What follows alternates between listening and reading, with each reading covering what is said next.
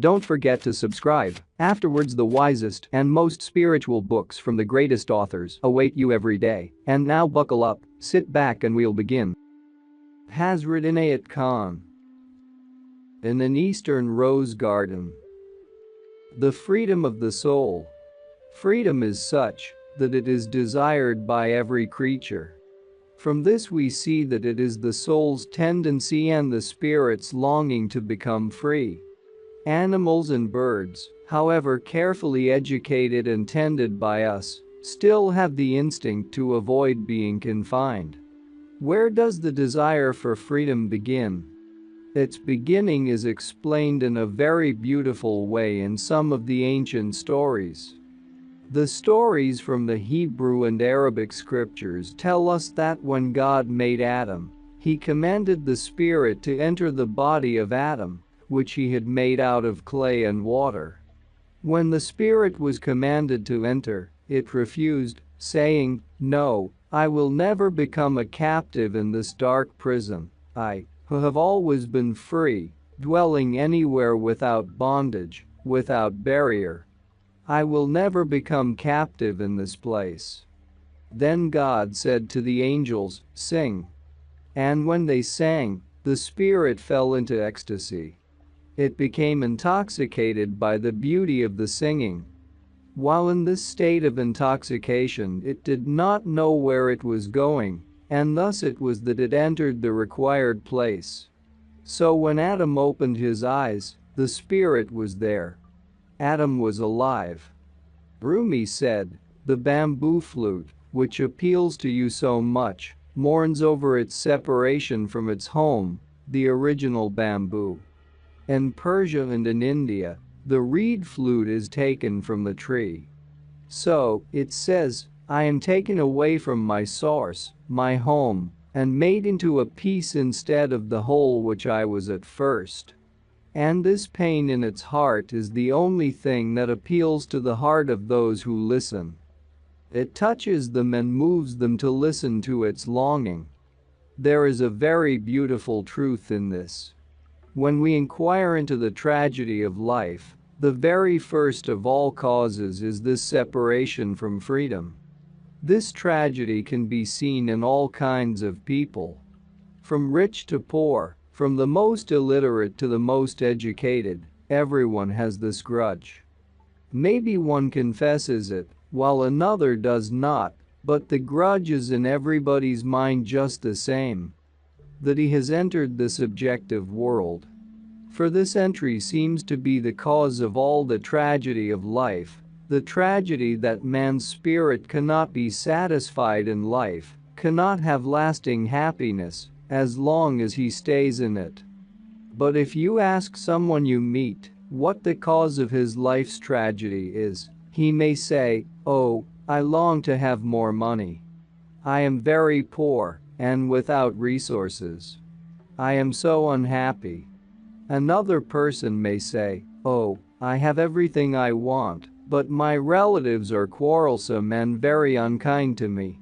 Another says, "I have everything I want but good health." A fourth says, "I have everything, but I long to have a certain peace."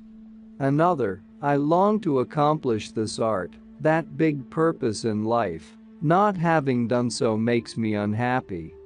And if you were to supply to each his life's need, giving money to the poor man, harmony to the man without harmony, position to the man who has not got it, a beautiful palace to the one who longs for that, health to him who has it not, then see how long he would remain happy.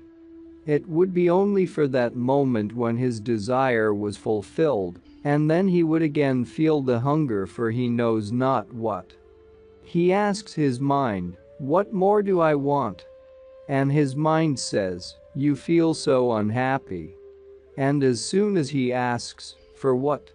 his mind answers that he cannot have that which he seeks. It is in this way that all through his life a man runs after things which are not the real desire of his soul. Sometimes he thinks it is his bodily appetites and passions which demand satisfaction, sometimes that it is his intellectual powers, but even if they were satisfied he would still find himself unhappy. Perhaps he thinks it is wealth, position, or honors that are lacking. Or he thinks, it is not that I have not got the things I need, but I have not enough of them. If he has a motorcar, he is unhappy because he has no chauffeur. His mind, his reason, always puts forward some other cause for his unhappiness, rather than the real one, in order that he may be kept in illusion all his life, in order that all his life he should run after things which are not the real aim of his soul. Throughout his whole life he seeks after things, trying first this, then that. One day he buys this, another that, and after getting these things, he still thinks, oh, there is still something else, that is why I am unhappy. As long as he has not got it, he considers that is the cause. If he has 10 things, he wants 20. If he acquires 20, he seeks 30. If he has 30, he desires 50, and so on. Indeed, if he had thousands and billions, he would want a kingdom. After that, a whole universe. And if the whole universe were given to him, his heart would not be satisfied, because the demand of his soul has still not been understood.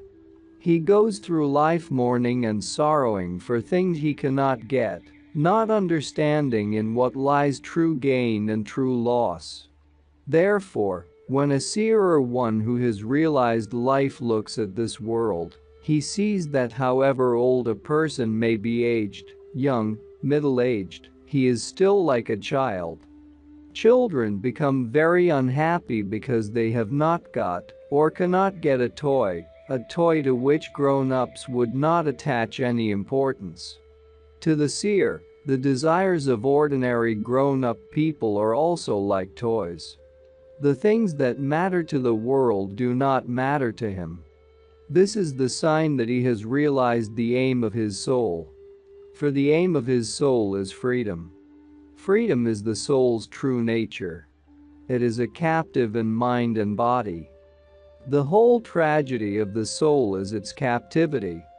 Words such as nirvana, or mukti, salvation, or liberation, all these names are those of the one aim or ideal of the soul throughout our whole life. Yet, hardly anyone knows what it is he aims at. All that he does know is that there is such a longing, that there is this hope constantly there. Everyone wakes in the morning as if he were expecting something. Everyone goes to bed with the thought, perhaps tomorrow or the day after tomorrow I shall obtain my heart's desire. With some the desire is for a position, or a friend. With others it is a hope. Everyone is looking out as if waiting for that something to come. There is a familiar saying, wait till my ship comes home. Every soul is waiting for his ship to come, not knowing what that ship will bring, or what sort of ship it is. Still, every soul is looking for my ship, every soul is unconsciously waiting for the coming of my ship. One person thinks it is the prospering of trade, another of business, another thinks that it is the coming of power or position, but everyone believes the ship will come. The ship is different according to whether it is pictured by the mind or the body or the soul. The ship of the soul is its freedom. Indeed, freedom is the real object in all aspects of life. If the desire is for wealth, that is nothing but a desire for freedom from poverty. If the desire is for power, that is nothing but a desire for freedom to act as one wishes. The ideal of every soul is freedom. Freedom to work, freedom to act, freedom to think, freedom in every direction. Not knowing that this is the heart's real desire, from the first day of his creation till today, man has always neglected the true freedom because of his pursuit of freedom in the external life. That has been his mistake. In spite of the little freedom he has thus gained, he finds himself a captive still. He has still failed to gain that complete joy and peace which his soul longs for. Freedom for the body would be the freedom of walking in gardens, of moving about wherever it wished. But that would not be freedom for the mind. The mind would still be captive.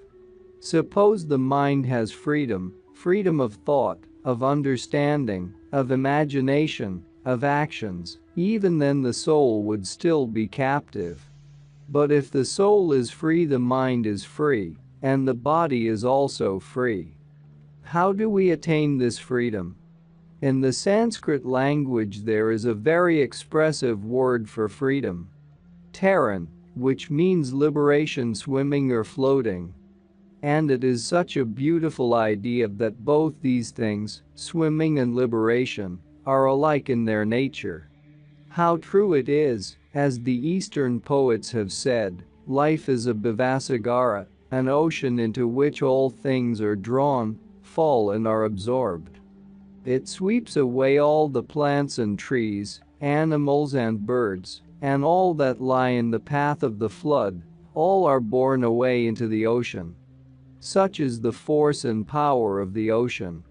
Similarly, this life sweeps away all the trees and plants, animals and men. Everything that we see is here only for the moment, and then is swept away. There is always a certain period after which the things that seem so enduring have all disappeared. Our ancestors, if they came back, would not recognize the country, the houses, the trees, the manners.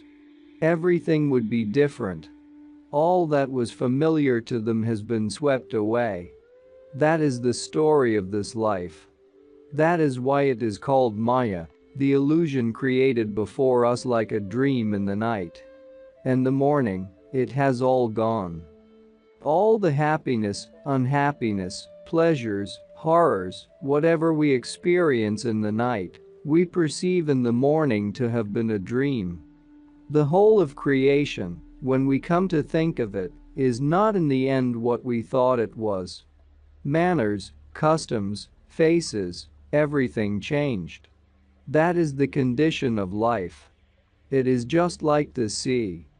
The tide comes, and it sweeps all before it, flowers, fruit and all. Therefore, life is pictured by the thinkers of the East as an ocean into which everything is swept. The miracle of Christ walking on the water is understood by mystics as teaching a mystery. Walking on water expresses the same idea, which in Sanskrit is called taran, to float or swim. To float or swim one must have one's head above water. The water which sweeps us away we avoid, to preserve that existence which our soul longs to save. Our body is alive as our mind is alive and as our soul is alive, and it does not want to be non-existent, but it desires to continue to exist. However unhappy or feeble a man may be, his life is too dear to him to sacrifice. Suicide is only possible under great stress of emotion. All work, all struggles are in order to live. All fights, all disagreements, all money seeking, all comfort seeking are in order to live. All through life it is one struggle to live, yet the true life is not realized. Christ, from first to last, teaches the reality of eternal life. His only lesson was life. It is the desire of the soul to live. And that life is the real life. Man keeps imagining that his life is for eating delicious dishes, for making merry, or for being comfortable for the time being. But when the body has gone, how will he live? What will become of his comforts? When the mind is not there, how will he satisfy the mind? To live in the body or the mind is to live in vehicles upon which one becomes dependent, but which must pass and be no more. Therefore, the lesson that we must learn is how to swim, how to float, How to prevent ourselves from sinking in the flood of death or mortality. How shall we avoid that? The answer is found when we understand that man is traveling in a boat, and the boat is heavily laden. The storm comes on, and the one who is rowing says to the man, "The storm is severe, your luggage is very heavy. The best thing will be for you to save your life by throwing one of your bundles into the water." The man says, "Oh, that bundle contains things I have collected all my life, and I cannot throw it out." "Well," says the boatman, "if you cannot throw it out, you will drown."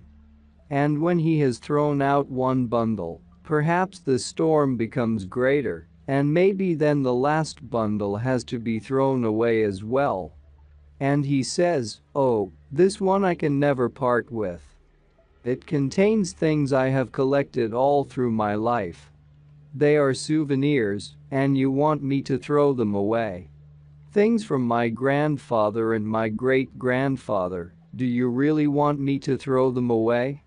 The other says, "If not, you also will go. If you want to save your life, throw that last bundle away too." That is what death does with mankind. It says, "You are so interested in your vehicle, which you call your body, and so first of all he sends disease." The person who thinks so much of his body is always ill. That is the first step. He is very conscientious about his body, saying, "This is the one thing I must keep well preserved." He goes on thinking of it too much. And so he feels ill, and in the end he has to throw both bundles away, body and mind. Others will say that they do not care for their body, but only for their mind. They take care of their own imaginations, their own standards of thinking. What you say is wrong, what I say is right. They are occupied with thoughts, with pursuits, with arguments, saying, "Am I right? Are you? Is she?" And they are all the time in doubt and constant worry of mind. All the time occupied in a struggle about something, which is really nothing. To the seer it matters nothing. And then the tide, death comes and they are swept away. The mind goes, the body goes, and the soul returns to its source. This is a picture of mortality when mind departs from body with the impression of death. There is a story which explains this subject very well. It is of a king who had a parrot, which he loved so much he kept it in a golden cage, and always attended to it himself. The king and queen both paid such great attention to the parrot that everyone in the palace was jealous of it. One day the king was about to go into the forest where the parrot came from, and he said to it, "My pet, I have loved you and kept you with all the care and attention and fondness that I could. And I should like very much to take any message you wish to your brothers in the forest." The parrot said, "How kind of you to have offered to do this for me. Convey to my brothers in the jungle that the king and queen have done their very best to make me happy, a golden cage, all kinds of fruits, and nice things of all sorts. And they loved me so much. But in spite of all the attentions they give me, I long for the forest, and the desire to dwell among you, free as I used to be before, always possess my mind. But I see no way out of it, so pray send me your goodwill and your love. One only lives in hope. Perhaps someday my wish will be granted." The king went into the forest and approached the tree from which the parrot was taken, and said to the brothers of the parrot, "Oh, parrots, there is one whom I have taken from among you to my palace. I am very fond of him, and he receives all the attention I can give. This is your brother's message." They listened to the message very attentively, and one after the other dropped to the ground and seemed dead. The king was depressed beyond measure. Spellbound, He could not understand what it was that he had said that should have affected the feelings of those parrots so much. The loving parrots could not bear his message. And he thought, what a sin I have committed, to have destroyed so many lives. He returned to his palace and went to his parrot and said, how foolish, O parrot, to give me such a message that as soon as your brothers heard it, one after another they dropped down, and all lay dead before me. The parrot listened to this and looked up gently to the sky and then fell down too. The king was even more sad. How foolish I was. First I gave his message to them and killed them, and now I give their message to him and kill him also. It was almost bewildering to the king. What was the meaning of it all?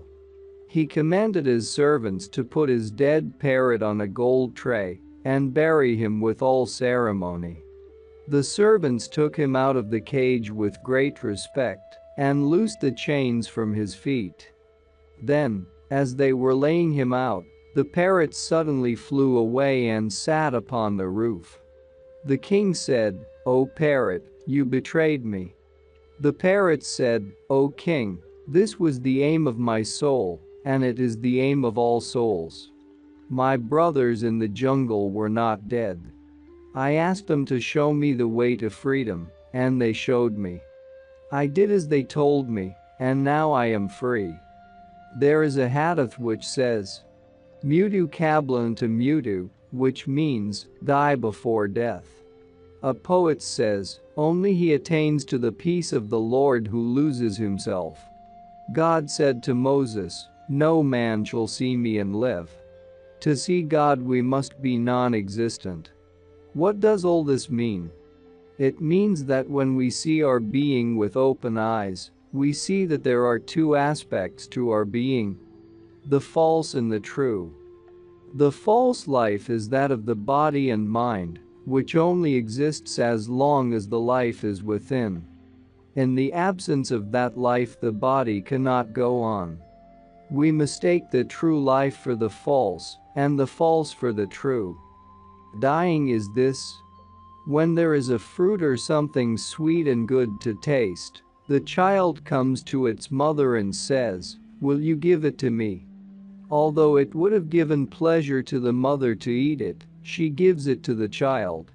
The eating of it by the child is enjoyed by the mother. That is death. She enjoys her life in the joy of another.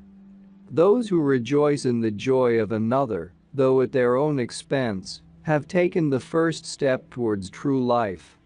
If we are pleased by giving another a good coat, which we would have liked to wear ourselves, if we enjoy that, we are on the first step. If we enjoy a beautiful thing so much that we would like to have it, and then give that joy to another, enjoying it through his experience, we are dead.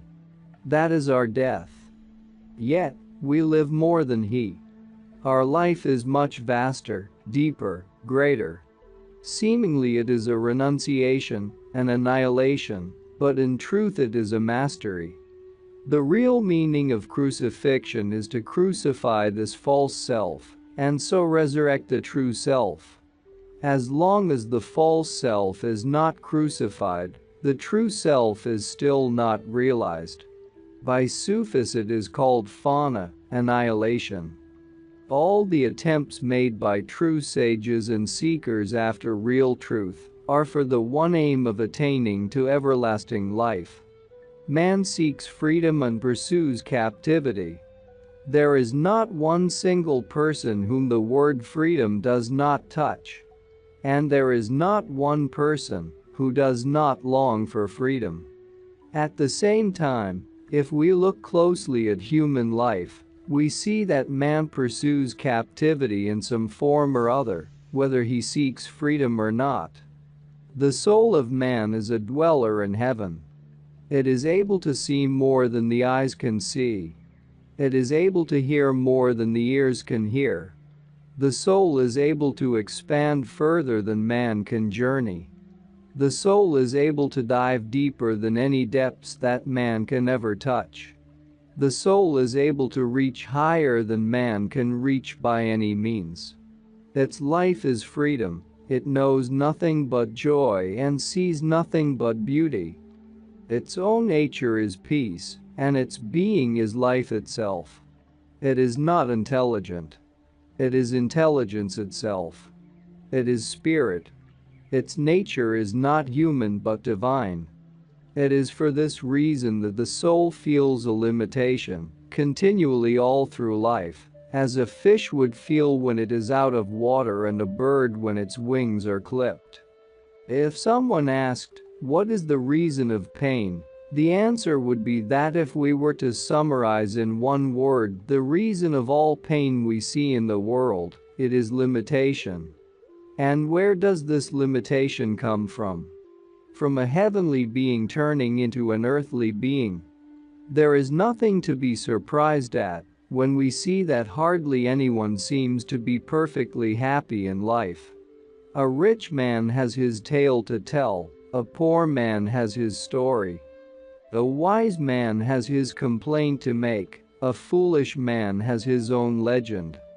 And so everyone has something to say.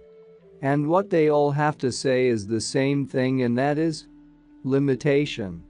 What one pursues, what one seeks after, is a feeling of freedom. And yet, nearly everyone pursues freedom wrongly. The nature of life is such that whenever a person thinks, "That will make me free," that in itself makes him more captive, though he cannot realize this until he gets it. As long as he has not got it, he believes it will make him free. And so life goes on. Man goes on in the pursuit of freedom, and what he gets is captivity. With all the talk about freedom today, life is more a life of captivity than ever before. Man lives in captivity because he does not think enough about the real meaning of freedom. The more he thinks, the more he will find that as he pursues the path of freedom, every step brings him closer to captivity. Today, in this world of science, where materialism mostly prevails, there are fewer every day who believe in such a thing as the soul. They say, the only thing we know about is the body. If there is a soul, we have never seen it. It is true that nothing comes out of nothing, but their idea is that as the human being is the flower of this tree of manifestation, intelligence must have developed gradually through the mineral, vegetable, and animal kingdoms until it manifested more fully in man. But how can matter develop into intelligence? It is intelligence which is the source of all, but it is the captivity of intelligence and matter which we see. That is why it seems to us that manifestation begins from matter, and as it manifests in man, we think man is a development of matter. In reality, man identifies himself wrongly with the material part of his being, for the body is only a cover over the real man. Real man is soul itself. And when one says, "I do not see the soul, I see my body," my answer is that the eyes can never see themselves, though they can see all other things, and as the soul is intelligence, it can see all other things, but it cannot see itself. The very fact that it cannot see itself makes it the real self. Besides, all things that we can point out, which are intelligible to ourselves, we call mine. And so, we call our body my body. Naturally, the body is not the self. But, as man does not know himself, he thinks it is. If an actor were to play on the stage with a mask on, those who saw him would recognize the mask, but they would not know what was behind it. So it is with the soul. The manifestation of the soul is only seen through the body, therefore, one identifies oneself with the body, and this keeps one ignorant of the soul. If the soul is intelligence, where does it come from? What is it in essence? All the scriptures of the past agree, as well as most philosophers, that the source and goal of all things is the intelligent one. But if it is the intelligence itself, why call it the intelligent one? Because it is a being, it is not called a thing, nor is it a condition. It is first a being, and then it is all conditions and all things. It is a great mistake when a man considers himself as a being, a person, recognizing his own personality, and when it comes to the source and goal of all things he calls it a force, an intelligence. People want so much to get away from the idea of a person behind all, that they prefer to say gods instead of God. Instead of calling him the divine being, they say forces. They would like to turn into plurality the source and the goal, which remains one and the same through the whole process and all stages of evolution. The oneness of the spirit is so great that even in this world of variety, there is one spirit and one being. In all ages, prophets and masters, thinkers and philosophers, have taught that the ultimate aim of philosophy and mysticism is to attain to the freedom of the soul. This truth is disclosed in many different ceremonies, sacred legends, and philosophies. Whatever be man's longing in life, whatever his life's pursuit, his object of attainment, behind it all there is only one pursuit, and that is the craving of the soul to become free from all bondage. Man does not want to think about that which will make him free when he is absorbed in getting things in life. He does not give a thought to freedom, but only to what he pursues for that moment. Perhaps if he gave a thought to the real condition of life he would become different, his attitude would change, his outlook would become wider, and he would not attach so much importance to the things he usually thinks important. If one asks what kind of captivity it is, the answer is that for a spider, the thin threads of the web are a captivity, and for an elephant iron chains are a captivity. The stronger a person is, the greater the captivity. The greater power he has, the greater are his difficulties. The stronger the soul, the heavier the load it has to carry. Therefore, in captivity, we are all equal. When a person sees only the surface, it appears as if one has an easy life and another has to toil all day. As if one has a gay life and another is miserable. But that is the outside. When we look deeply into life, in some way or another, whether a person looks cheerful or sad, some captivity is always hidden there. We do not know. In order to understand their life situation, it is not enough to cast a glance at people from the outside. We only see the prisoners. If we saw the prisons, we would be shocked. I have met numberless people who do not know what they want to do next week. They only think of today. Life is becoming uncertain, and its burden is greater. They say that we are progressing. But towards what? Freedom? No, towards captivity. A greater and greater load of duty and responsibility is put on our shoulders. Perhaps it is worse in the West, perhaps it is worse in the East. But the cause of it all is the lack of understanding of freedom. One must look in another direction to see the sun or the moon. One must not look at the earth. How to die before death is something that man today does not know. And he does not care to know. The central theme of life today is self-assertion. When a person speaks about himself, he wants to make himself 10 times more important than he is. He cannot help it. If he does not do so, the others will not understand. I even heard one man say to another, "Your modesty is your greatest misfortune." Every man has to be self-asserting, continually guarding his interests in order to live. There are many who toil from morning to evening, guarding their self-interest and thinking about nothing else. And what is it all for? In order to exist. But even germs and grubs exist and enjoy life much better. Birds fly in the air and are quite happy. But man is loading his heart with 1,000 troubles, making his responsibilities greater and greater. And in the end, he gains nothing. His health is spoiled, his spirit wrecked. He does not know any more where he is, nor where his spirit is, and if he has nothing here, he has nothing in the hereafter. Many die without ever having given a thought to the deeper side of life. Not that they did not care for it, but they could not find time for it. They had too much to do in life. One might ask, why is this condition so tragic? Why can it not be improved? The answer is that it is natural. What is man? Man is a process. Manifestation is a process through which the spirit goes from one condition to another condition, from one pole to another pole. And through this whole process, the attempt of the spirit is to find itself. In that process, the spirit first loses its freedom. Freedom is lost in order to arrive at freedom.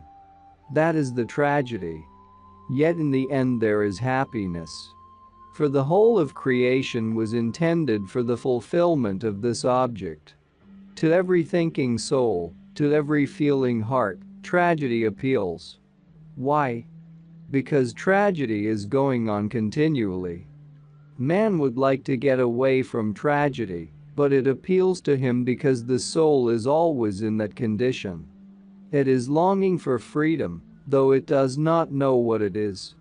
The highest perception of freedom comes when a person has freed himself from the false ego, when he is no longer what he was. All the different kinds of freedom will give a momentary sensation of being free, but true freedom is in ourselves. When one's soul is free, then there is nothing in this world that binds one. Everywhere one will breathe freedom, in heaven and on earth. In the East it is said that the reason why an infant cries immediately after its birth is because it grieves over the loss it experiences, and this loss is the loss of freedom. The soul, which was once free and could float into the spheres higher than the birds, and could expand and live as light and life, has become captive in this limited body of flesh and bones when it came to earth, a sphere which is quite new and strange to the infant. Neither has it yet made any connection with earthly beings, nor with the earthly atmosphere. That is why the first thing a soul does is to cry. The Sufis, all mystics, have recognized this fact and have founded their philosophy on this theory, that through every condition in life man is consciously or unconsciously seeking for freedom. It may be that one is seeking freedom from having to work. Another may be seeking freedom by getting away from some influence which surrounds him. Perhaps another seeks freedom from a national point of view. But they each and all strive continually for freedom, and what gives the incentive to strive after freedom is the unconscious craving, which the infant feels from the moment of its birth.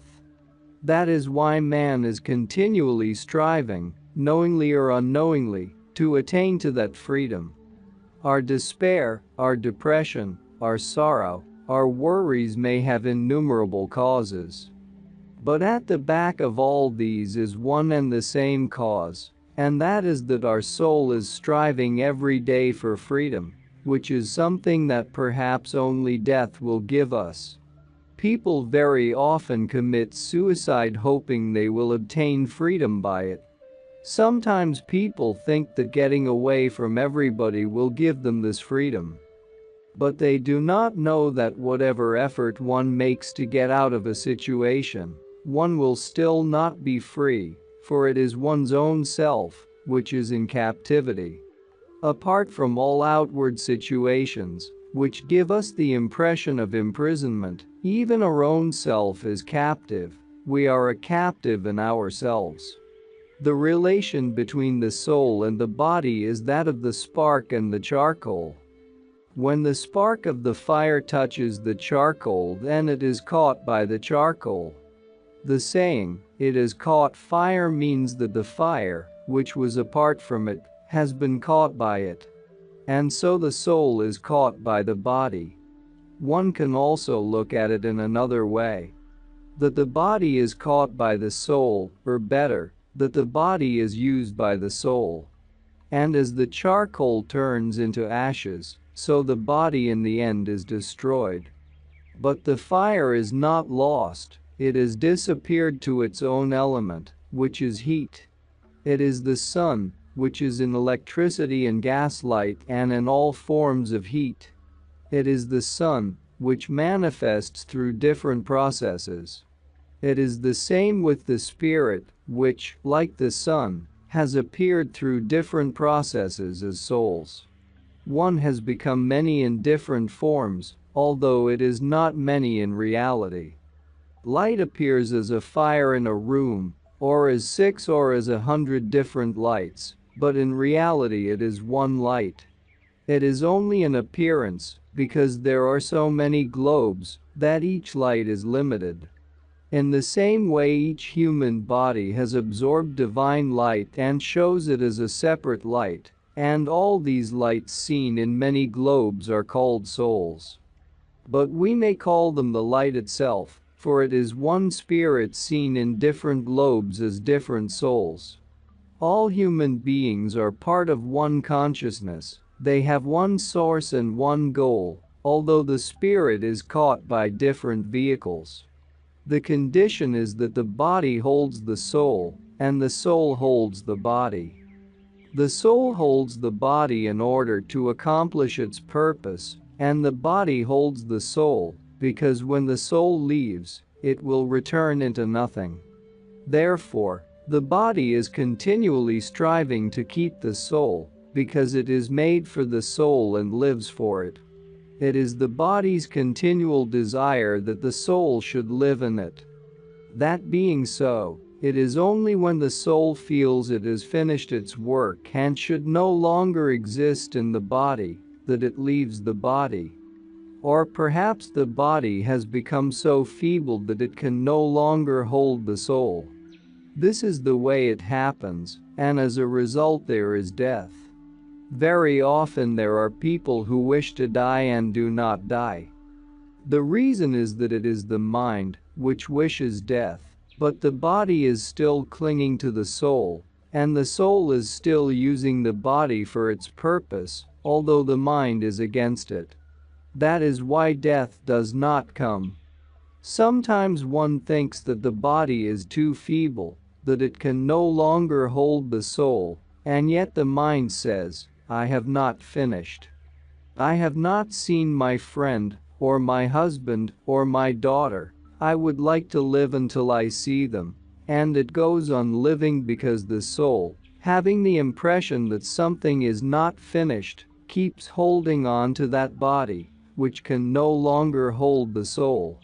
It holds on as long as that particular desire lasts. After the soul has been caught by the physical body, there comes a time when the soul awakens. As long as it is asleep, it is in a kind of dream in the physical body. That is the condition of the average man, a kind of dream. The mystic is the one who is awakened. The amusing thing is that the average man will call the mystic a dreamer, whereas, in reality, it is he himself who is dreaming. During this dream, the soul knows nothing except what appears before it, for instance, desires, habits, wishes, experiences, environment, actions, thoughts, and impressions. All these are like a dream, which a soul dreams. One person will perhaps dream all his life. There is another who will wake at an early age or in his youth. But there are souls, as in the case of Jesus Christ, who, from childhood, begin to manifest their awakened condition. Therefore, it does not depend upon a certain age. Even an infant may be awakened. And it may be that a person will live all his life in a dream and may leave this world in the same dream. Yet, though there is a subconscious awakening when something begins to say, "You are dreaming," there is something else for you to know. Often one does not listen to it. But sooner or later that time may come in our lives when we waken from the dream. And as soon as we wake from this dream, our first thought is, what is it all about? Why are we here? What are we doing here? Where do we go? What is the purpose of our life? And when this thought comes, then a person begins to feel a little less interested in the things of daily life. This does not mean that he is less capable of doing them. On the contrary, an awakened person can accomplish greater worldly things than the one who dreams, and in a better way. If our politicians today, and our great merchants and wealthy men, educators and scientists, were spiritual persons, the whole world would become different, and they themselves would not be any less than they are. Indeed, they would accomplish greater things.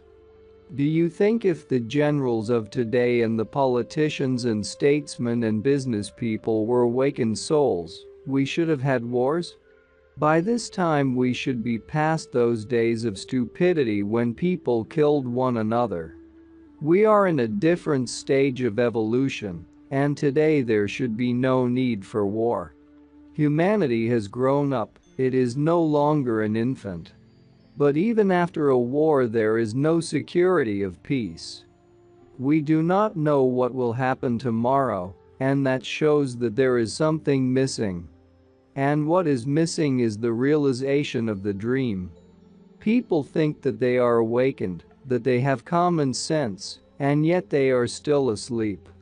We must be awakened from this dream we are in. The soul must come to the realization of what it is. Then a better day will come for us. The first sign one notices after the awakening of the soul is that one begins to see from 2 points of view. One begins to see the right of the wrong and the wrong of the right. One begins to see the good of the bad and the bad of the good. One begins to see that everything is reflected in its opposite. In this way one rises above intellectuality, which then begins to appear as a primitive or elementary knowledge. One sees the dark in the bright and the bright in the dark, death in birth and birth in death. It is a kind of double view of things. And when one has reached this, then reason has made way for higher reasoning. No doubt one's language will become gibberish to others. People will not understand it. They will be confused by what one says. To some it will be too simple, to others too subtle. Too simple for those who only hear words without meaning, and too subtle for those who strive to understand the meaning and do not reach it. The third aspect is that in failure, one will not feel such disappointment, and in success not such a great joy. In adverse conditions one will not be so dejected, in favorable conditions not so conceited. And these continual changes we experience in this world, such as friends turning into enemies, love sometimes turning to hate, sense to senselessness. These little surprises that we experience every day in this world, when things are different from what we expected, all these shocks will not be felt so deeply. Life in the world is full of shocks, there is no end to them. At every turn we find some surprise, all the time something new, but when the soul is awakened, we do not feel those shocks so deeply. They come but they do not hit us so heavily. At the same time, in spite of all this there comes a deeper feeling. An advanced person is more susceptible to hurts than the one who is not advanced, because his heart becomes tender and he feels acutely. He is living. A rock would not feel it. This awakening of the soul gives fineness on the one hand and strength to sustain shocks on the other. And then we come to another stage that develops after the awakening of the soul, and that is the desire for freedom. People think they can attain this by retiring from the affairs of the world. No doubt that is a temptation. A spiritual person regards it as a temptation.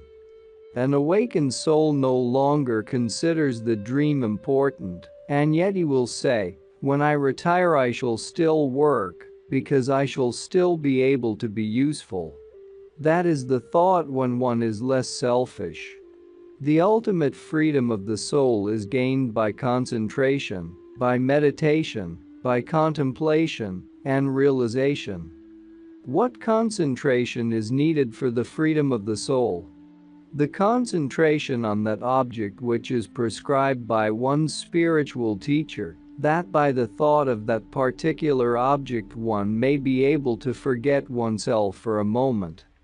And then what contemplation is necessary?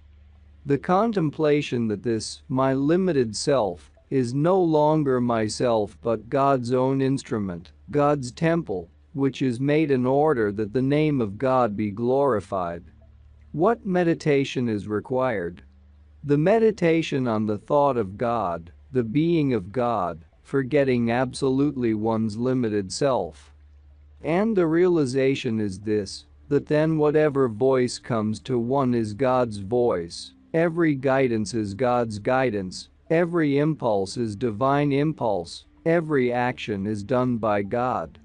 It is in this way that the soul is made free, and in the freedom of the soul lies the purpose of life. The ideal life. When speaking on the subject of ideal life, the words of the Prophet of Islam may be quoted, where he says, "Every soul has its own religion." This means that every soul has a certain direction, which it has chosen, a goal to attain during life. This goal is a certain ideal, which depends on the soul's evolution.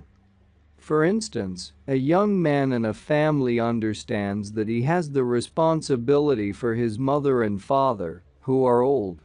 It is a duty, and not only a duty but a virtue on his part, that he should devote all that he earns and give every service that he can render them in their old age. His idea of virtue is that if he can be helpful to his aged parents with money or with service, he will devote both to them, and he considers that to be a virtue. That is the ideal thing for him to do, so he does it. Perhaps he does not perceive anything beyond it, but what he does perceive is virtue in his eyes. And that is why he wishes to do it, and in it lies his satisfaction. Another person is in business, as the agent of a firm. He thinks, "I am paid by my firm, and the head of my firm is so kind that it is my first duty to prove myself faithful to my firm." He labors with enthusiasm and great zeal from morning to evening, seeing a great virtue in serving well, although he does not pretend to religion or spirituality. But he considers his service as his virtue, and as long as he considers that he is doing his duty, he is following his religion. Religion in the East is not made into a thing apart from one's life, as in the West where business, profession, and other things on the one side of life, and going to church one day in the week on the other side, together constitute religion, with a prayer before going to rest. But, strictly speaking, life is religion. When one has that ideal before one with whatever occupation one is concerned, business, industry, domestic life, or whatever it is, one carries it out, trying to be worthy of it, that is religion. In the Hindu language, the same word, dharma, means both duty and religion. Both are expressed by one word.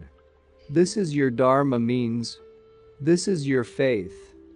How beautiful the thought is. Whatever kind of duty it is, so long as you have an ideal before you and are performing that duty, you are walking in the path of religion. We, with our narrowness of faith or belief, accuse others of belonging to another religion, another chapel or church. We say, this temple is better, that faith is better.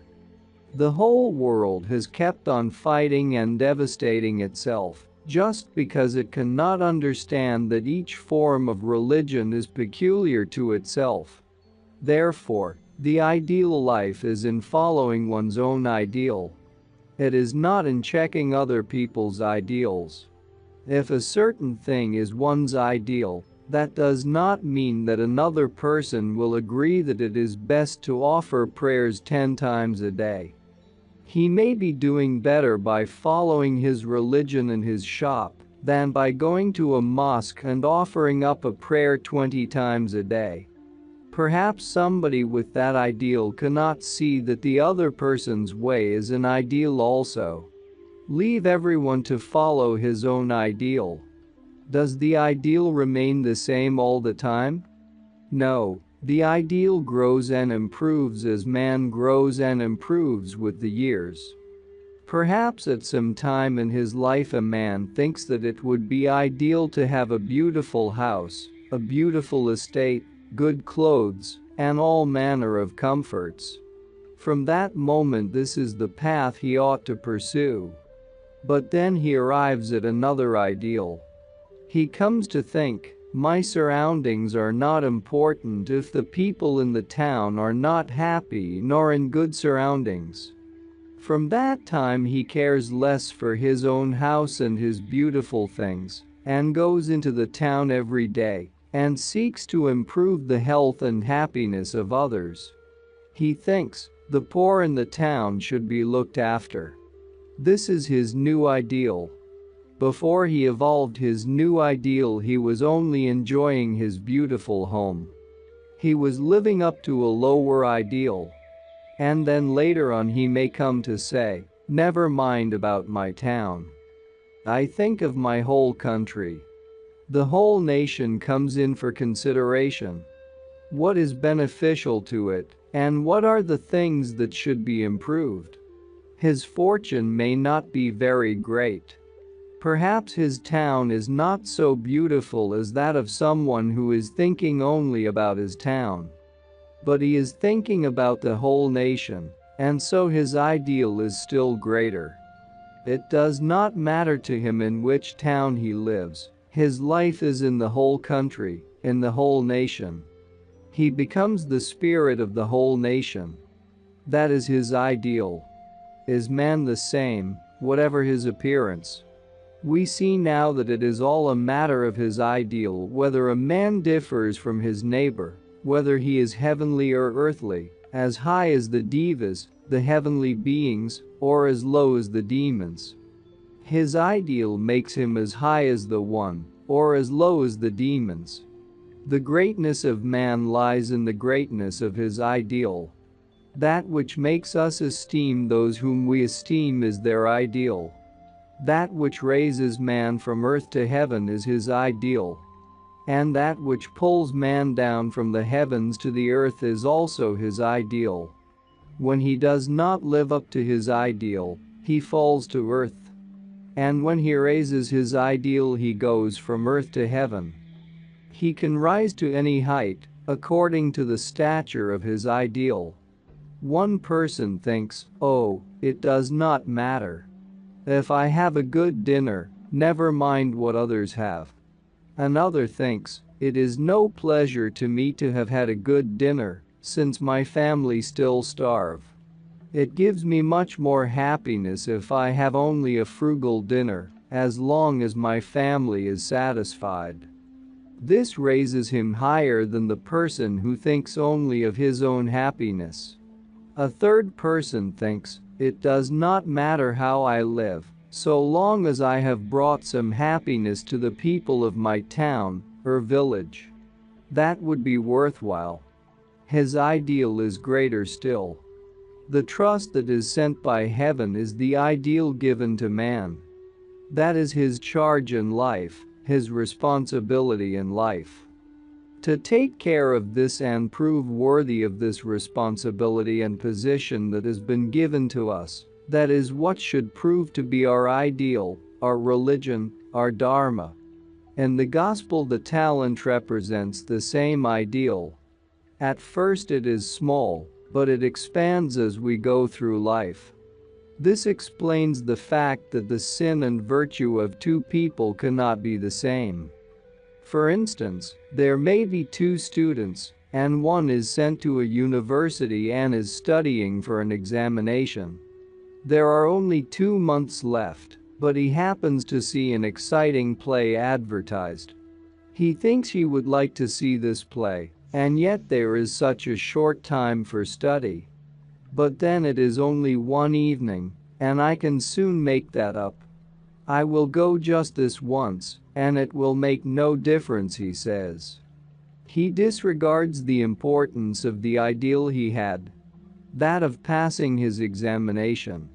He has changed his ideal by thinking that the examination does not matter.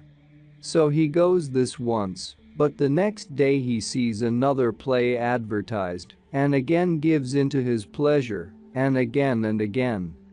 His fondness for the theater grows, and the evenings go by, and the time comes when he is no longer ready for his examination. So he fails. Seeing the plays was a sin, not because it was a sinful action, but because he failed to keep to his ideal. He was meant to study to pass his examination. Again, there is another student.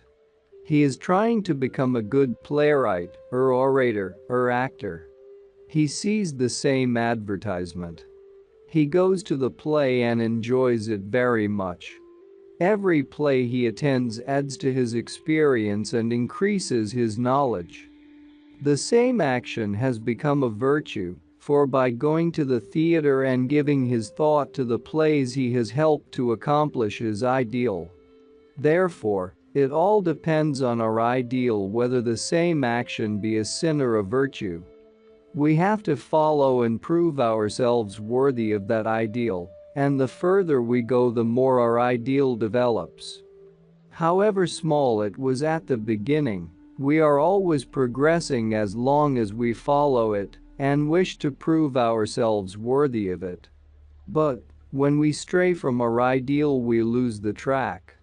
And if there is anything wrong or evil in the world, it is this: leaving the track of the ideal that we have set before ourselves. A person may say that a religious ideal is the true ideal, or a moral, spiritual, or a practical life. Many people say it is much better to be in the world, to live in the world. Others say it is better to live away from the wicked world, to get away and live in the forests, the jungles, or the caves. They say, this is the only way to live. Others say, just make merry, eat, drink, and enjoy life. But others again say, the good life is in the service of man. As much service as we can give, as much kindness, as much love, that is the ideal. If we ask 100 people, we will hear of 100 ideals. Everyone thinks that he who follows his ideal is the best person, and whoever follows another ideal is wicked. Sufis, mystics, ascetics, in spite of all their high ideals, have been killed, beheaded, and tortured by different religious authorities, because these religious authorities had a different ideal and were convinced that their own ideal was right and the other wrong. They said, my church is the only church which exists, the only one which can teach you the real truth. Is it not true that every church or every faith in which there is a willingness for others to join thinks that its ideal and its belief is the best to follow? That is man's foolishness. He wishes everyone to follow the same ideal as his. He does not know that the prophets whom the world may follow often could not get their brother or their wife or their child to follow them. If we read the history of Abraham, Moses, or Muhammad, we see what happened. It was difficult for their own people to follow them, however many other followers they may have had, because every soul has its own peculiar ideal, and it wants to go on towards it. True preaching would be asking everyone to develop his own ideal, however wrong it might appear to the outsider at the moment. Let each one develop his faculty of doing right in his own judgment. One will see that in time he will develop the real thing, because in him is the light of God, and it will never misguide him. Once I was with a sage whom many people went to see. He pleased them all, and he was not fond of disputing or discussing, because to a sage there is nothing to discuss. Discussion is for those who say, "What I say is right, and what you say is wrong." A sage never says such a thing, hence there is no discussion. But the world is always fighting and discussing and disputing. Many would come and try to dispute with him, but he did his best to avoid dispute. I was very fond of listening to his way of dealing with inquirers. My friends wanted to discuss what the ideal life is. He said, "Whatever you think it is." But my friends were not satisfied with this. They wanted a discussion. They answered, "Do you think this worldly life, with so many responsibilities, with strife from morning to evening, can be the ideal life?" He said, "Yes." They asked, "Do you not think that the life you lead, retirement and seclusion, is the ideal life?" He answered, "Yes." They said, "But how can we give up our present life, our responsibilities to our children, our occupations, and all these things that take up so much time? How can we leave that life in order to follow your ideal life?" He said, "Do not leave it." They went on, "But if we do not leave it, how can we get on in the spiritual life?" Then the sage asked, "What do you mean by the spiritual life?" "We mean by spiritual life a life like yours," they answered. He said, "If you think my life is a spiritual life, be like me. If you think your life is a spiritual life, keep to it. It is not possible to say which life is best. If you think your worldly strife brings you happiness, just keep to it. If you think my life gives you happiness, give up your own. Whatever makes you happy and makes you think you are doing right, do it from that moment, and see what the result is. If it gives you more happiness, go on regardless of what others say. If it gives you happiness, if you are satisfied while doing it, while reaping its effect, then it is all right. Go on with it, and you will always be blessed." Therefore, when the question of the ideal life arises, no one on earth can tell us that this or that particular way is the ideal. The one who presumes to know this says absurd things. He only tells us what he thinks is the ideal. It is not necessarily the ideal for us. Whatever we think best, we should follow it, for then we are on the right path, in whatever direction it may lead, whether to heaven or to earth. Both will lead to the same goal if pursued to the end. The journey to the goal. The word journey may be applied to life. As life has two aspects, it may either be called a journey or a goal. Why should life be called a journey? Because there is a change in nature and a change of experience. One goes from one experience to another, and that is also the meaning of the word journey. Going from one place to another, passing from one experience to another.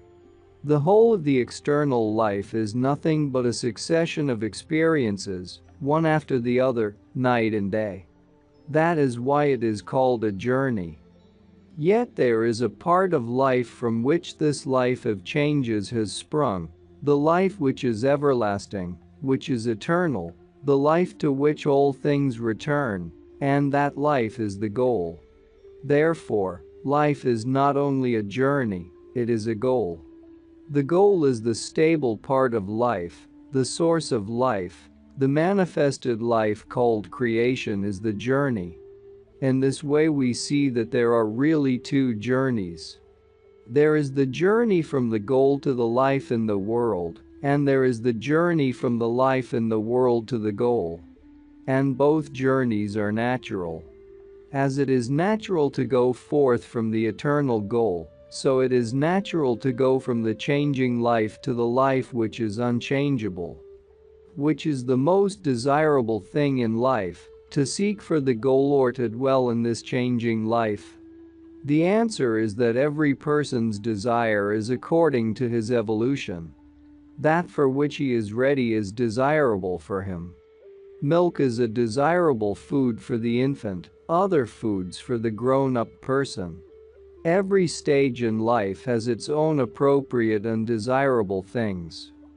The desire to attain to a goal must be there before reaching it. When he does not feel the desire, it is not necessary for a man to seek it. All things are worthwhile when we seek after them. Then only do we appreciate their value. Then only are we happy to have them. We do not need the things we do not know and do not desire. We need them when we know them and desire them. The law of nature is that this external life develops gradually, stage by stage, through rocks, through vegetables, through animals, through man. Its depth is intelligence, which is named ilm by the mystic. The joy of the whole life is the fullness of intelligence, and intelligence comes to its fullness in the human kingdom. It is there that life and the primitive intelligence have their eyes open to see and understand and think. God slept in the mineral kingdom, dreamed in the vegetable, woke in the animal, and became self-conscious in the human. But in the human stage we find that not everyone has the same capability of thinking and understanding and knowing. It is his thinking quality that distinguishes man. That is why the real man is the thinker, he who is capable of thinking. The more thoughtful, the more awakened the mind, the more can be found in man the fullness of that attribute for which the whole world was created. When he begins to think, the question arises why all this was created. And the answer is that all this gradual development is towards one single development, that of human life, and in human life, towards the development of mind. Throughout the whole universe, that which has really developed is the mind, which begins to know the use of all things and all forms, their secret and the way in which all things and all forms are controlled. Another question comes to the thinking mind, after realizing the secret of all things and all forms, and after knowing the way in which all forms and all things are utilized, and that is this enough? Is there not something else that man desires? Then he will find that there are four different desires. The desire to know, desire to love and be loved, the desire for joy, the desire for peace. After the toil of the day there is a desire to rest and be away from people. Then there is the desire to get a certain amount of pleasure and joy, things one feels delighted in, such as going to museums and theaters. Another finds comfort and happiness in loving and being loved. The scholarly mind who wishes to know and understand things has happiness and joy when he understands them. If any of these four desires is absent, one is unhappy. The world is engaged in four different kinds of occupations. To one person some of them may be repellent and undesirable, while to another they seem desirable. Everyone has his own occupation in which he seems to be happy, but that of another seems to him useless, foolish or undesirable. In Sanskrit these occupations are called kama, artha, dharma, and moksha. The occupation of kama is love, affection, attachment, or infatuation, to such an extent that nothing else matters in life, neither money nor position, nothing. Kama is the thing he wants, it is his one occupation. Artha is the occupation in which one pursues money. He wishes to be rich, to have property, to make trade prosper. Love does not appeal to him. He calls the lover crazy, foolish, out of his mind. He believes that everybody will like him if he has money, and that it is crazy to pursue love. Dharma is the occupation of pursuing duty. Such a person says, these things are not right. The right thing is to do one's duty. Perhaps he is interested in his family, in family duty to mother, father, wife, or children, saying, this is my virtue, or in the people, the nation, the poor, or the rich. Whatever he considers his duty he gives his life to. He may be a soldier, a teacher, or a merchant, but he feels justified according to the way he does his duty. The person who is after money thinks he is a fool. The lover thinks he is a fool too. For him the first thing is to convert people to his church, to do something good for his nation, city or village. The fourth occupation, moksha, is different again. This means to work for paradise, for heaven, for heavenly peace. What is the use of bothering about one's duty? The whole aim is heaven, that is the happiness to look for. All things will change, all will pass, wealth, earthly love, they are all changeable. But paradise, the happiness one can get in the hereafter after all the suffering here, that is the unchangeable. A man who thinks thus is pious. He suffers all his life, he goes through all kinds of pain, he is seeking for that paradise. The lover may say, how foolish, my paradise is on earth. My beloved is my love. What a foolish person to sacrifice all this, and who knows what will come hereafter. But the other says, I can create my own paradise with my wealth. These four paths are diverse. Everyone considers his own the best and wisest. The Sufi looks on all with tolerance and knows that there is a path for everyone. The path of the lover is for him. The path of the one seeking for wealth is for him. The seeker after paradise is following his path. It is all a journey. It is simply that there are four different routes by which the journey is made.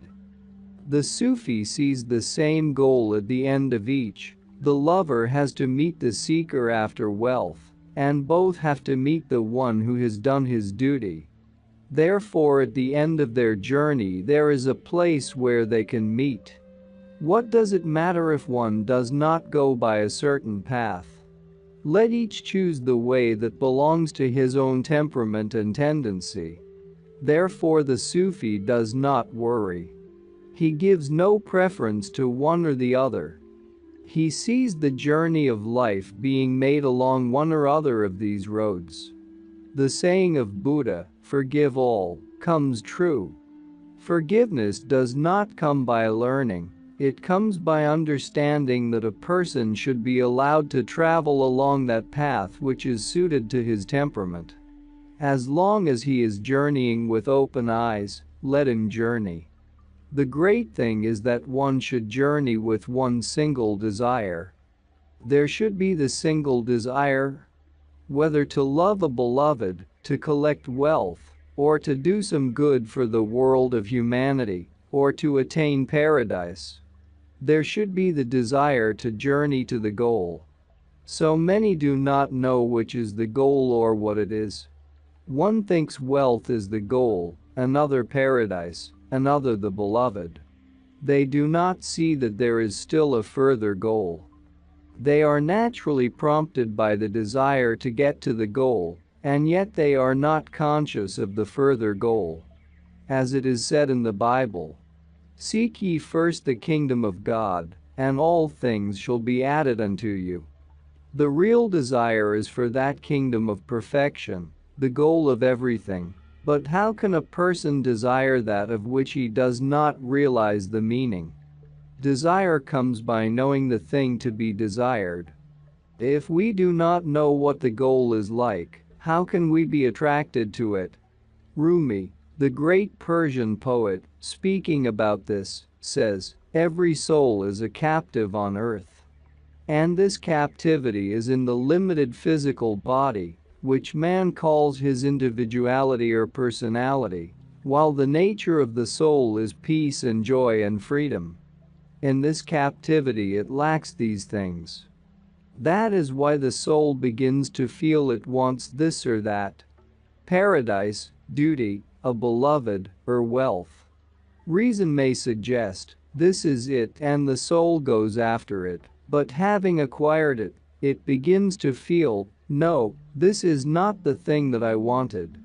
All this shows that there is a constant desire of the soul to find its own nature. Until it finds it, it is always looking for something, though what it does not know.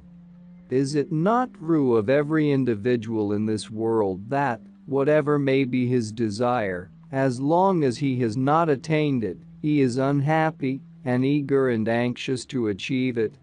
He is longing and suffering and doing all he can to attain it, but when he has succeeded, he does not feel happy. At once a new desire arises. If he has 1,000, he wants 1,000,000. If he has done one duty, there is another, and after that another. So it is with love affairs, so it is with paradise. He will never feel contented and satisfied, because fundamentally it is not the desire that he is really concerned with. Though he crosses the boundary wall of the desire, he finds himself again with a new desire. And this itself proves the fact that there is really only one fundamental desire underlying all others: the desire for spiritual perfection. One is not capable of setting out on the journey to the eternal goal unless the four desires and occupations have been surmounted. In the first place, the motive limits one to certain kinds of accomplishment, and it does not allow one to accomplish anything beyond the scope of that particular motive. As long as a person has the desire to attain to something with a particular motive, he cannot go further. That is why the sages have said, "Rise above the earthly motives. Accomplish all you wish to accomplish in life, whatever be the motive, and then that itself will lead you to a stage from which you can rise above them, and above the earthly desires of the body." They have never said, "Stop and go into the jungle and see life from our point of view." Everybody's path is for himself. Let everyone achieve the fulfillment of his own desires, so as to be able to rise above them to the eternal goal. There are four different paths recognized as leading to the attainment of that goal. The yogis call them Hatha Yoga, Raja Yoga, Mantra Yoga, Bhakti Yoga. Hatha Yoga is the path of abstinence. This is a form of self-control, achieved by practicing different postures, sitting quietly and trying to slow down the circulation or follow a certain rhythm, or quieting the nerves by a certain kind of breathing. This is all a process of mastery of the body and mind. Sufis call this mastery vilayat. It is practice rather than study that helps in controlling the nerves of the body, the rhythm of the circulation, the mechanism of the body. The adepts are able to stop every pulsation of the body at will, for a few seconds at a time. There have been experiments made by doctors verifying this power. However surprising it may seem for the external pulse to be controlled in this way, What would it seem like if we could see still more deeply into the life of the adept?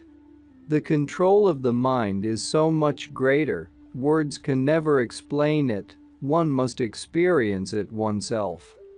The control of the self means the control of everything. What does it mean when we see a person fail time after time, or another person succeed time after time? It is just a matter of holding the reins of our affairs in our hands. When there is no rein, there is failure. Failure means that there has been lack of self-control, whether it is a failure in affairs or in health. Illness always comes when a person has lost the control of the self. It is because this is the main theme of metaphysics that Hatha Yoga has been considered of the greatest value. All the miracles and all the wonders that have ever been known in this world have been done by those who have been able to control themselves by abstinence, and therefore to control life. However much was said upon this subject, it would still not express it. To begin with, a person is puzzled by it, and he wonders whether he should believe it or not. That is why in the East the adepts never speak of their experiences in the spiritual life. They only tell their disciples to lead it and practice for years. That will make it clear to you, they say. The other path on the spiritual journey is that of Raja Yoga. This is the path of life, going through all life's experiences and accepting its responsibilities. On this path there are 4 stages. Brahmacharya Shrama is the path where a person works with the intellect. He wishes to know about things, reason about them, and understand them. It is the intellectual attainment of knowledge.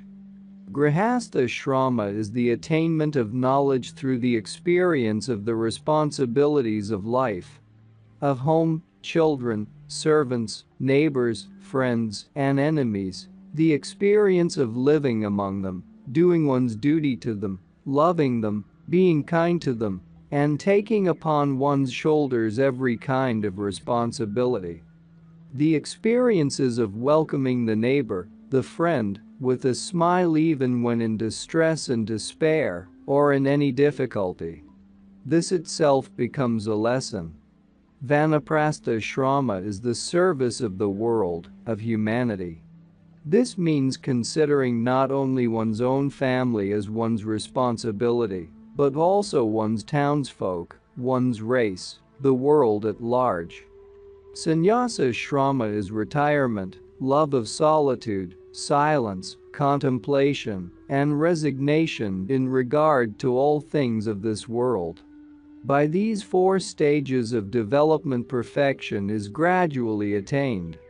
Mantra Yoga, strictly speaking a system of yoga based on the repetition of and meditation on sacred words, aims at the attainment of perfection by means of wisdom, understanding life, and seeing through it. The best word to use for such a person is seer. He sees into life, into the depth of life, through a person, through an affair, through a thing. He sees not only the outside, the surface, but by means of concentration he sees through things as with a torch that illuminates whatever is seen. This seeing is called jnana. The journey through life is made by that means. In mantra yoga, a person comes in touch with the mysticism of sound when he begins to see and understand. He begins to see that he gains power by sound, that in every vowel, word, composition, a certain effect or element is hidden, because life and the whole of manifestation is the outcome of what may be called vibrations. The scientist today says that life is motion, but the mystic has said so for thousands of years. At the same time, he has worked with what the Hindus call Nada Brahma, sound god or vibration god. He has worked with life according to the law of vibrations and has seen what great power vibration has. The whole of mantra yoga is based on this law of sound or vibrations. But this is a very big subject. Bhakti yoga is the most important yoga, especially for those who have the quality of love and kindness, because all the beauty that there is in life is after all what we call love. From it all the virtues spring. The whole beauty of life is in it, and it is as the English song says, the light of a whole life dies when love is done. Life's light is love, and when the heart is empty of love, a man is living and yet not living. From a spiritual point of view, he is dead. When the heart is asleep, he is as though dead in this life, for one can only love through the heart. But love does not mean give and take. That is only a trade, it's selfishness. To give sixpence and receive a shilling is not love. Love is when one loves for the sake of love, when one cannot help but love, cannot do anything but love. Then one is not forced to love, there is no virtue in that. One does not love because another does. It is simply there. It cannot be helped. It is the only thing that makes a person alive. If a person loves one and hates another, what can he know of love? Can you love one person fully if at the same time you cannot bestow a kind glance on some other person? Can you say you love one person fully when you cannot bear him to be loved by someone else as well? Can you hate a person when love is sprinkled like water in your heart? Love is like the water of the Ganges. It is itself a purification. As the Bible says, God is love. When love is awakened in the heart, God is awakened there. When a man has journeyed, he reaches the goal as soon as his heart has reached love. The Sufi says, the Kaaba, the divine place, paradise, is the heart of the human being. That is why he has respect for every heart. Every heart is his Kaaba, his shrine. The human heart is the place toward which he bows, for in this heart is God. The presence of God. Speaking about the presence of God, I begin by saying that everything present seems to us real, and that which is absent seems to us less than real.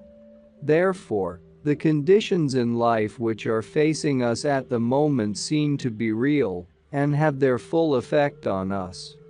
Whether they are joyful or sorrowful, whether they bring us happiness or unhappiness, they are the ones that are real at that moment. When they are not present, they are only like a tale that is told.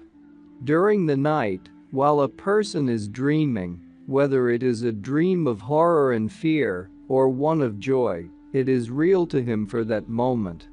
When the morning breaks and his eyes are open, then he calls it a dream. The experience has vanished. It was only during the presence of the experience that he took it to be real. Once it has passed, he calls it a dream. When we think of our disappointments, our sorrows, and our pleasures and happiness and joy at different times in the past, are they nothing to us now? At the moment of experiencing intense pain, it seems as if we cannot live a moment longer. But when it is past and the pain gone, and we look back on it later, it is only like a tale that was told. Today, it is only a dream, a story. True, there is some impression left. But that which is past is past. What counts with us is the present. What is here just now is the only thing that counts. People have different ideas about God. To some, he is the creator. This means he was present when the world was created, but now he is absent. To some, he is the judge. He belongs to the day of judgment. Therefore, he must be absent just now, since they perceive there is no justice in the world. To such persons there is a hope that someday they will be placed before the judge of the world, and then perhaps they will know that God is really there. At present he is not.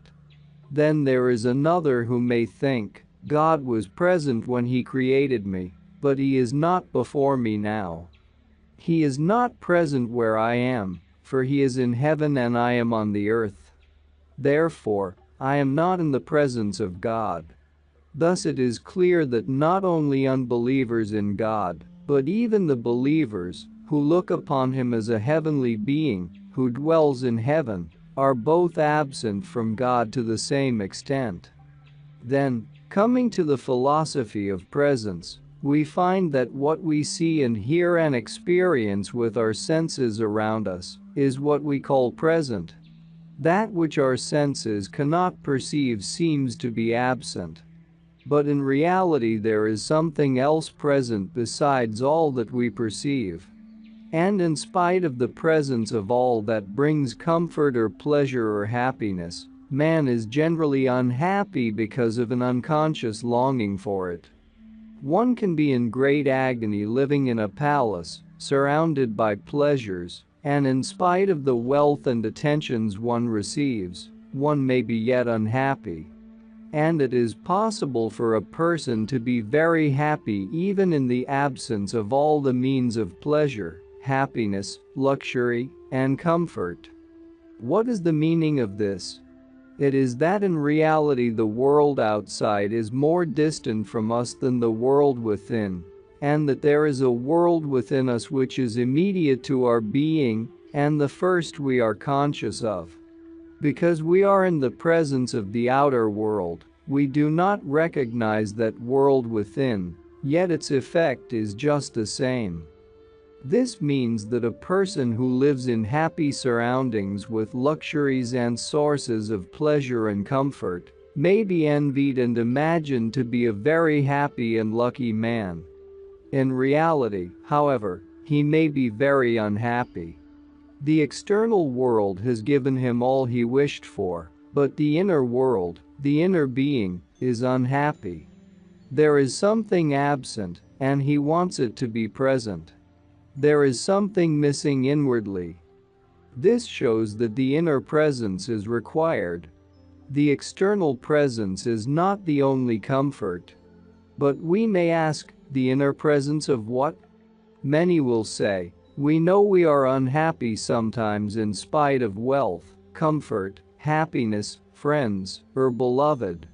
But, perhaps they will not believe that it is another lack, the lack of a divine ideal that makes them unhappy. Others consider that life requires scope for progress, and that it is the lack of scope that causes the greatest unhappiness. Such persons think that they cannot prosper in the work that they are doing, that they cannot be any better off than the others. Such a thought is worse than death. Life is unlimited, and it wants scope to expand and rise. Without that scope, life is unhappy. One finds this not only among human beings, but also in nature. Look at the constant progress of sun and moon, rising and reaching the summit, the zenith, and then setting. See the rising of the crescent, and how it progresses till it becomes a full moon. That means there is scope between the crescent and the full moon. This progress is the only thing that gives happiness or pleasure or joy in life. Its absence means nothing but death. However disappointed a person may be at not being in a particular profession or in a particular calling or rank in life, he develops enthusiasm and energy as soon as he sees some scope for progress. His disappointment is only there when he sees no more scope. Even if he were in the depths of the earth, it would not matter as long as he could think that he would someday rise to some height. Another wonderful thing we see, which supports this philosophy, is the tendency of everything in nature to rise. The tendency of earth is to rise as mountains and hills. When we see the mountains and hills, and how high they are, our hearts also seem uplifted. When we climb them, then our heart becomes uplifted. As we look up to them from below, It seems as if the earth itself is desiring to rise and go upward. Then when we look upon the perfection of water, of the ocean, we see that it also rises as waves. And every wave, as it rises up, seems to be stretching its hands upward as if saying, take me up, higher and higher. It is the same desire that is behind all nature, making it strive to rise upward and to reach something higher. So it is with fire. They called the ancient people of Persia sun worshippers, or fire worshippers. In reality, this is only a symbol to show how in its blaze the fire wants to ascend. It shares the desire of all things to go upward. So it is in our own life. A person who seeks wealth desires to be richer and richer, to do better and better. The person who is in a high position desires to rise higher and higher. Whatever the goal, every heart's desire is to reach higher. But these are all external desires. The external surroundings cannot fulfill the purpose of man because there is a higher world.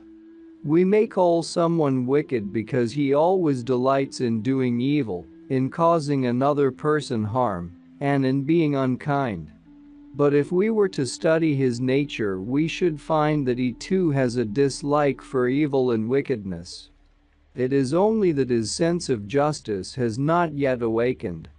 If evil is done to him, he feels it. It is only the evil he does to another that he does not feel. He is intoxicated by doing evil, and therefore does not feel it. That he does not like it when another does it to him shows that he too really seeks goodness. There is a desire for goodness in every heart. When a person thinks of goodness, loves goodness, admires goodness, and looks for goodness in everyone in the world, that person, so to speak, collects good. When we recognize the goodness in any person, it is like collecting the seeds of goodness and sowing them in our hearts. But when a person looks for evil, then he can see nothing but evil in every person. In this way he grows so accustomed to it that his world becomes full of evil. He has contemplated it and looked for it and created it. We will always find a complaining person complaining about this one or that one having done wrong. We will find perhaps he has a record of 1,000 people having done wrong. The world is a record in his heart, a record of all those who have done wrong or evil.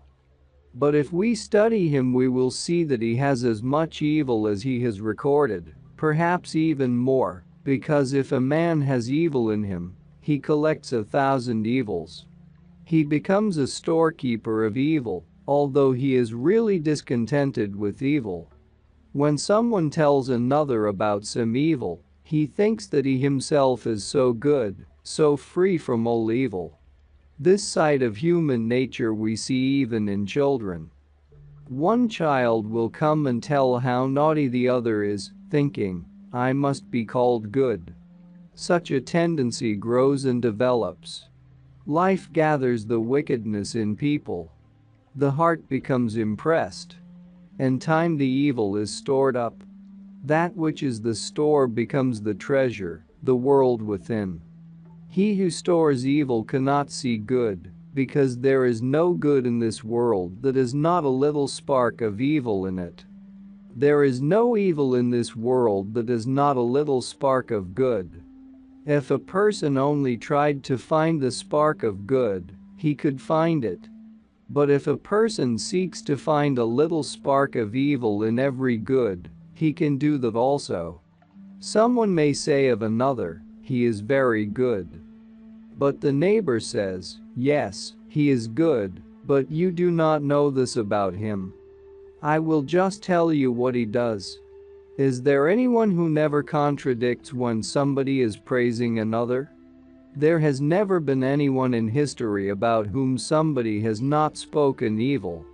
What is really good? The answer is, there is no such thing as good or evil. There is beauty. That which is beautiful, we call good. That which is ugly compared with the beautiful, we call evil. Whether it is custom, idea, thought or action. This shows that this whole phenomenon of the universe is the phenomenon of beauty. Every soul has an inclination to admire beauty, to seek for beauty, to love beauty, and to develop beauty.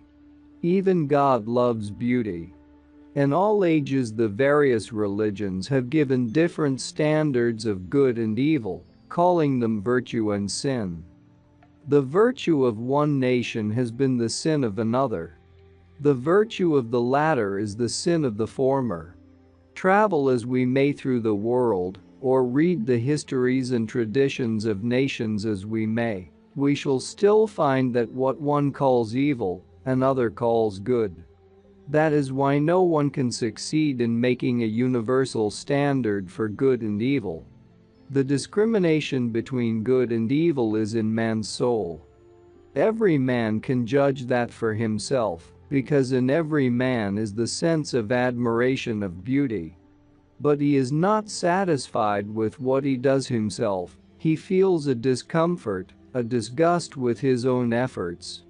There are many people who continue some weakness or some mistake, or who are intoxicated by some action which the world calls evil or which they themselves call evil, yet go on doing it. But a day comes when they also are disgusted. Then they wish for suicide. There is no more happiness for them. Happiness only lies in thinking or doing that which one considers beautiful. Such an act becomes a virtue or goodness. That goodness is beauty. What is beauty? One sees beauty of form and beauty without form. Beauty of thought, beauty of feeling, beauty of ideal. Not only does one see beauty in flowers and fruit trees, but one sees still greater beauty in imaginations and thoughts. One feels one could give all one's wealth or life for a beautiful thought or a beautiful dream. A great many rewards were given in ancient times to the poets, the writers, the thinkers, expressing their beauty in poetry and writing. Yet, one comes to the realization that sufficient reward can never be given for beauty of thought or beauty of imagination. But there is a still greater beauty. The feeling of kindness, of self-sacrifice, of devotion, of love. The beauty which has been so impressed upon the world that it never dies, the beauty which is seen in the life of Christ, the forgiveness, the love for humanity, the gentleness, the humility, nothing can be compared with it, it is so great. Therefore, it cannot be limited to name or form or to the external world. There is beauty of thought and great beauty of feeling, of sentiment, of kindness, of self-sacrifice, of selflessness. And yet, there is a still greater progress that a soul can make. The seeking of the source of beauty. It is said, the gift is nothing without the giver. There is no doubt a beauty in listening to the composition of a great musician. But there is at the same time a desire in the heart to meet that composer and thank him personally. What a satisfaction when we have not only heard the music but seen the composer. We can say how delighted we are and how much his music has pleased us. Or there is a very good picture that we have admired.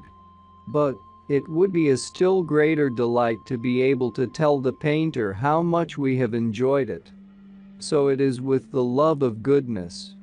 That constant gathering of goodness, the constant comfort of looking for goodness in everybody, the constant consciousness of doing good to another, the constant delight in one's own goodness. There is no limit to such progress. One may say, this goodness belonged to my father, to my mother, to my beloved, to my friend, to my acquaintance, to a stranger. But when it is all summed up, to whom does it belong? Is there nobody whom we can thank for it? A person may see different places and palaces, beautiful gardens and museums, and meet people of all kinds. But would that be his final desire? No, it would be to meet the king. If only I could greet him, since all that I have seen and admired makes me wish to see the sovereign. One may have corresponded for a long time with someone at a great distance. In every letter one reads delightful things and admires his thoughts. Will not one's greatest pleasure be to see him and be face to face with him?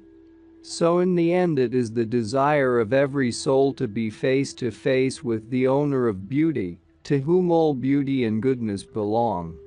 Whether we look at this subject religiously, philosophically, or scientifically, from whichever point there is no difference.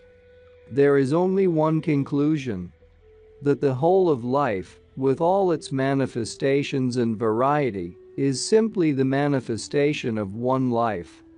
The believer and the unbeliever will both agree that there is one life behind it all, one source of all manifestation. They will agree that there is one constant life which is a stimulus, a food, a source and goal for the whole of manifestation. No one who sees this with sentiment, thought, feeling and admiration could deny that it would be the greatest happiness to discover that source of all beauty and goodness, which one has admired and sought for all one's life in one's progress along the path. No doubt, there may be some who are so absorbed in their daily wants and pursuits as not to feel inclined to search after this source. Yet, an unconscious yearning to get to that source is always present. If it is not to be face to face with the Lord, it will be an ideal. If one is fond of music, to see the composer; if fond of painting, to see the artist; if interested in reform, to see the leader of reform; if admiring great people, to see the greatest man there is. Whatever attracts a man, he will always be very glad to see the person whom he can identify with what he admires. But how can one be face to face with the deity, the formless, the nameless, whom one can never picture, never dream of? This is a question, and unless it is solved, a person who claims to be face to face with his Lord is a pretender.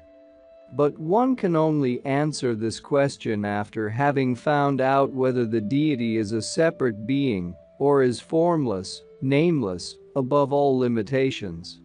No doubt it is the desire for the presence of God that accounts for man's tendency to make idols and worship them. It was the desire to see the deity and worship him that made man stand before the sun and worship it, to stand before a tree and worship it. But this could not satisfy, because it was worshipping a limited thing.